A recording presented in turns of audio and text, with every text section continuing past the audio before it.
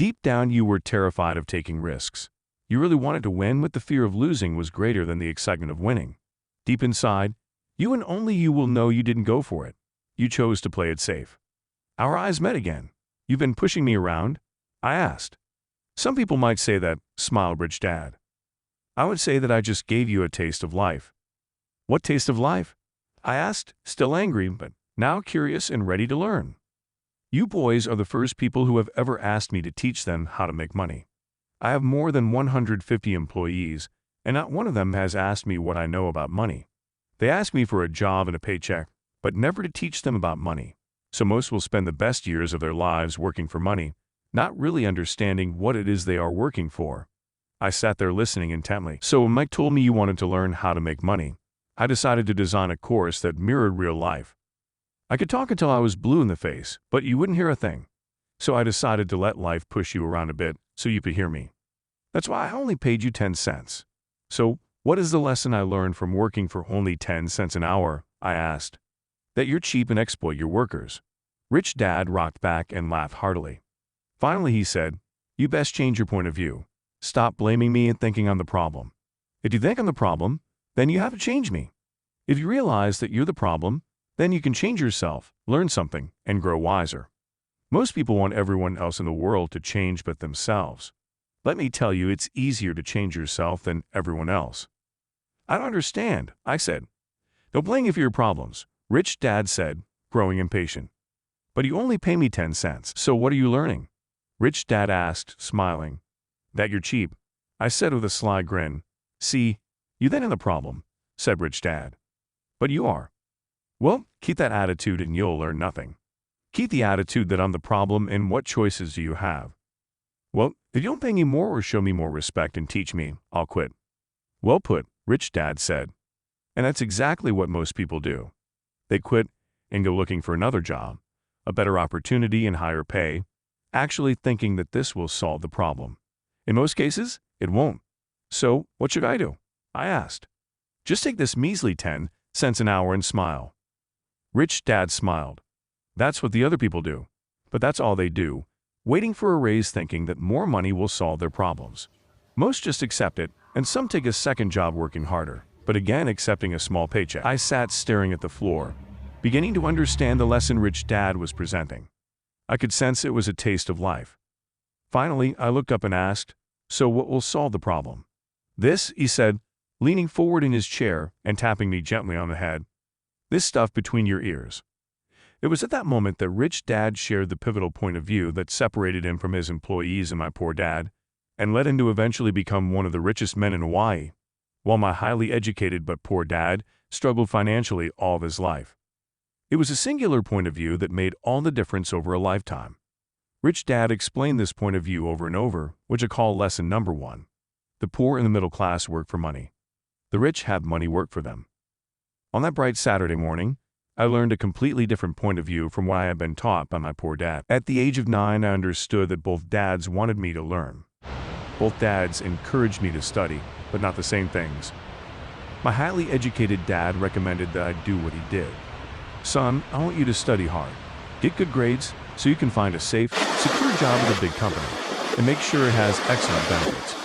My rich dad wanted me to learn how money works so I can make it work for me. These lessons I would learn through life with his guidance, not because of the classroom. My rich dad continued my first lesson. "I'm glad you got angry about working for 10 cents an hour. If you hadn't got angry and had simply accepted it, I would have to tell you that I could not teach you. You see, true learning takes energy, passion, and a burning desire. Anger is a big part of that formula, for passion is anger and love combined. When it comes to money, most people want to play it safe and feel secure. So passion does not direct them. Fear does. So is that why they'll take jobs with low pay?" I asked. "Yes," said Rich Dad. "Some people say I'd exploit people because I don't pay as much as the sugar plantation or the government. I'd say the people exploit themselves. It's their fear, not mine. But if we feel you should pay them more," I asked, "I don't have to. And besides, more money will not solve their problems. Just look at your dad. He makes a lot of money and he still can't pay his bills. Most people, given more money, only get into more debt. So that's why the 10 cents an hour," I said, smiling. "It's a part of the lesson."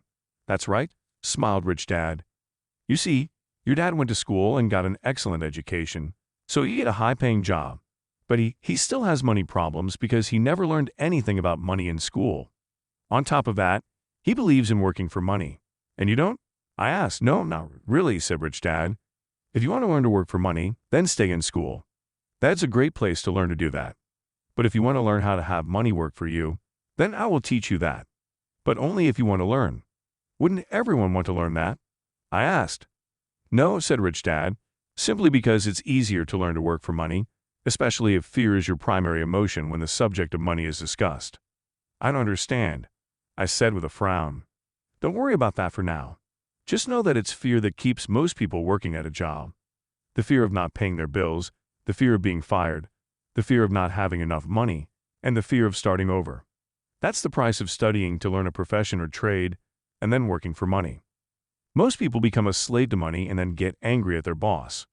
Learning to have money work for you is a completely different course of study, I asked. Absolutely, Rich Dad answered.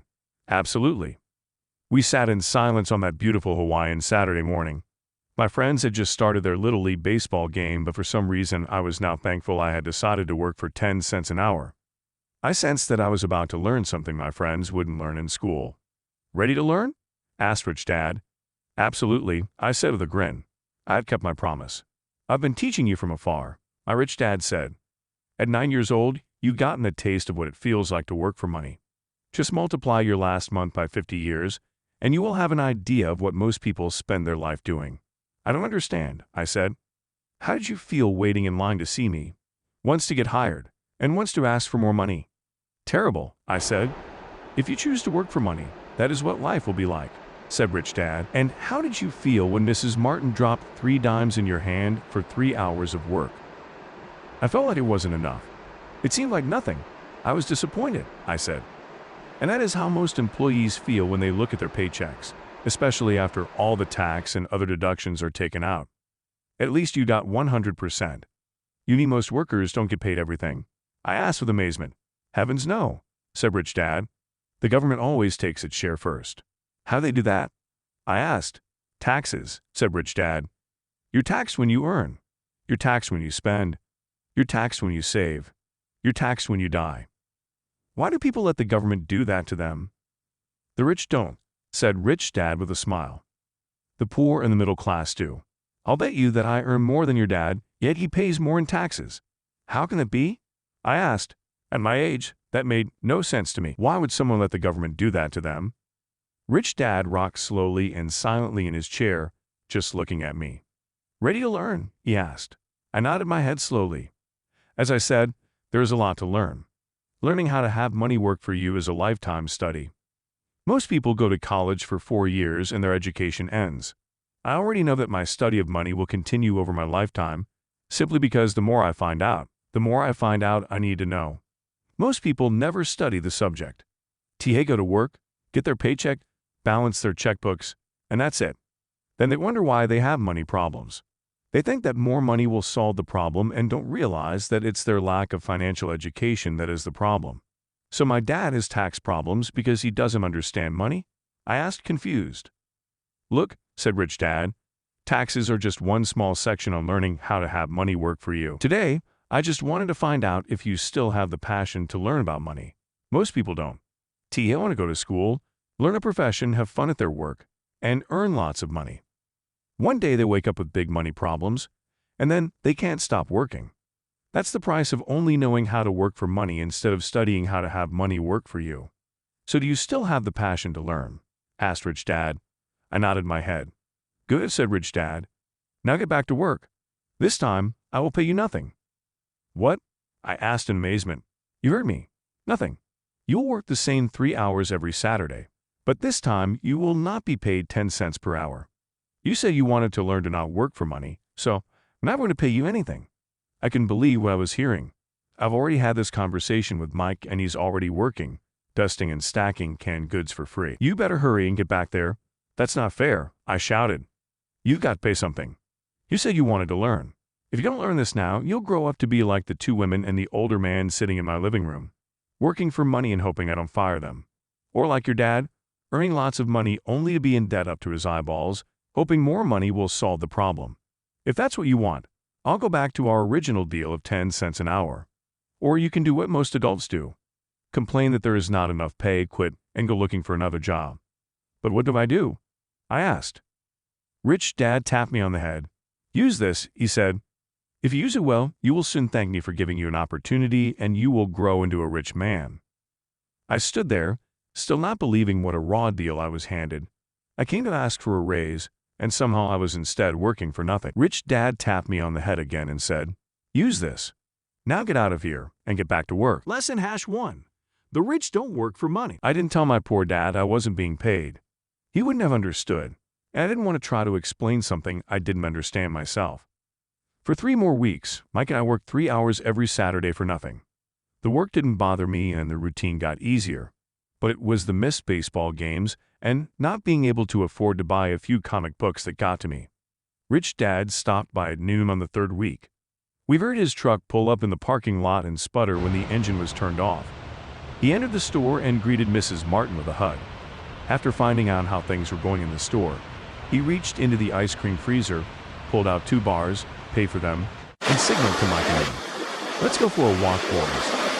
We crossed the street, dodging a few cars, and walked across a large grassy field where a few adults were playing softball. Sitting down at a lone picnic table, he handed Mike and me the treats. How's it going, boys? Okay, Mike said. I nodded in agreement. Learn anything yet? Rich Dad asked. Mike and I looked at each other, shrugged our shoulders, and shook our heads in unison. Avoiding one of life's biggest traps. Well, you boys had better start thinking. You're staring at one of life's biggest lessons. If you learn it, you'll enjoy a life of great freedom and security. If you don't want to wind up like Mrs. Martin and most of the people playing softball in this park. They work very hard for little money, clinging to the illusion of job security and looking forward to a 3-week vacation each year and maybe a skimpy pension after 45 years of service. If that excites you, I'll give you a raise to 25 cents an hour. But these are good, hard-working people. Are you making fun of them? I demanded. A smile came over Rich Dad's face. Mrs. Martin is like a mother to me. I would never be that cruel. I may sound unkind because I'm doing my best to point something out to the two of you. I want to expand your point of view so you can see something most people never have the benefit of seeing because their vision is too narrow. Most people never see the trap they are in. Mike and I sat there uncertain of his message. He sounded cruel, yet we could sense he was trying to drive home a point. With a smile, Rich Dad said, "Doesn't that 25 cents an hour sound good? Doesn't it make your heart beat a little faster?" I shook my head no, but it really did. 25 cents an hour would be big bucks to me. Okay, I'll pay you $1 an hour, Rich Dad said with a sly grin. Now my heart started to race. My brain was screaming, "Take it, take it." I could not believe what I was hearing. Still, I said nothing. Okay, $2 an hour. My little brain and heart nearly exploded. After all, it was 1956 and being paid $1 an hour would have made me the richest kid in the world. I couldn't imagine earning that kind of money. I wanted to say yes. I wanted a deal. I could picture a new bicycle, new baseball glove, and the adoration of my friends when I flashed some cash. On top of that, Jimmy and his rich friends could never call me poor again. But somehow my mouth stayed shut. Tea ice cream had melted and was running down my hand. Rich Dad was looking at 2 boys staring back at him, eyes wide open and brains empty. He was testing us, and he knew there was a part of our emotions that wanted to take the deal. He understood that every person has a weak and needy part of their soul that can be bought, and he knew that every individual also had a part of their soul that was resilient and could never be bought. It was only a question of which one was stronger. Okay, $5 an hour. Suddenly I was silent. Something had changed. The offer was too big and ridiculous. Not many grown-ups in 1956 made more than that, but quickly my temptation disappeared, and calm set in. Slowly, I turned to my left to look at Mike. He looked back at me. The part of my soul that was weak and needy was silenced. The part of me that had no price took over. I knew Mike had gotten to that point too. Good, Rich Dad said softly. Most people have a price, and they have a price because of human emotions named fear and greed. First, the fear of being without money motivates us to work hard. And then, once we get that paycheck, greed or desire starts us thinking about all the wonderful things money can buy. The pattern is then set. What pattern? I asked. The pattern of get up, go to work, pay bills. Get up, go to work, pay bills. People's lives are forever controlled by 2 emotions, fear and greed. Offer them more money and they continue the cycle by increasing their spending. This is what I call the rat race. There is another way, Mike asked. Yes, said Rich Dad slowly, but only a few people find it. And what is that way? Mike asked. That's what I hope you boys will learn as you work and study with me. That is why I took away all forms of pay. Any hints? Mike asked. We're kind of tired of working hard, especially for nothing. Well, the first step is telling the truth, said Rich Dad. We haven't been lying, I said. I did not say you were lying. I said to tell the truth, Rich Dad retorted. The truth about what? I asked. How you're feeling, Rich Dad said. You don't have to say it to anyone else. Just admit it to yourself. You mean the people in this park, the people who work for you, Mrs. Martin, they don't do that? I asked. I doubt it, said Rich Dad. Instead, they feel the fear of not having money. They don't confront it logically. They react emotionally instead of using their heads, Rich Dad said. Then they get a few bucks in their hands and again, the emotions of joy, desire, and greed take over. And again they react, instead of think. So their emotions control their brain, Mike said. That's correct, said Rich Dad. Instead of admitting the truth about how they feel, they react to their feelings and fail to think. They feel the fear so they go to work, hoping that money will soothe the fear, but it doesn't. It continues to haunt them and they return to work, hoping again that money will calm their fears and again it doesn't. Fear keeps them in this trap of working, earning money, working, earning money, hoping the fear will go away. But every day they get up, and that old fear wakes up with them. For millions of people, that old fear keeps them awake all night, causing a night of turmoil and worry. So they get up and go to work, hoping that a paycheck will kill that fear gnawing at their soul. Money is running their lives, and they refuse to tell the truth about that. Money is in control of their emotions and their souls. Rich Dad sat quietly, letting his words sink in. Mike and I heard what he said but didn't understand fully what he was talking about. I just knew that I often wondered why grown-ups hurried off to work. It did not seem like much fun, and they never looked that happy, but something kept them going. Realizing we had absorbed as much as possible of what he was talking about, Rich Dad said, I want you boys to avoid that trap. T.had is really what I want to teach you. Not just to be rich, because being rich does not solve the problem. It doesn't? I asked, surprised. No, it doesn't. Let me explain the other emotion. Desire. Some call it greed, but I prefer desire. It's perfectly normal to desire something better, prettier, more fun, more exciting. So people also work for money because of desire. They desire money for the joy they think it can buy.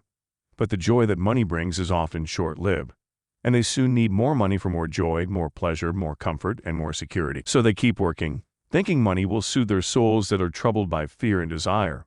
But money can't do that. Even rich people do this, Mike asked. Rich people included, said Rich Dad. In fact, the reason many rich people are rich isn't because of desire, but because of fear. They believe that money can eliminate the fear of being poor, so they amass tons of it, only to find the fear gets worse. Now they fear losing the money. I have friends who keep working even though they have plenty. I know people who have millions who are more afraid now than when they were poor. T.had terrified of losing it all. The fears that drove them to get rich got worse. That weak and needy part of their soul is actually screaming louder. They don't want to lose the big houses, the cars, and the high life money has bought them. They worry about what their friends would say if they lost all their money. Many are emotionally desperate and neurotic, although they look rich and have more money. So is a poor man happier? I asked. No, I don't think so, replied Rich Dad. The avoidance of money is just as psychotic as being attached to money. As if on cue, the town derelict went past our table, stopping by the large rubbish can and rummaging around in it. The three of us watched him with great interest, when before we probably would have just ignored him. Rich Dad pulled $1 out of his wallet and gestured to the older man. Seeing the money, the derelict came over immediately, took the bill, thanked Rich Dad profusely and hurried off, ecstatic with his good fortune. He's not much different from most of my employees, said Rich Dad. I've met so many people who say, oh, I'm not interested in money. Yet, they'll work at a job for 8 hours a day.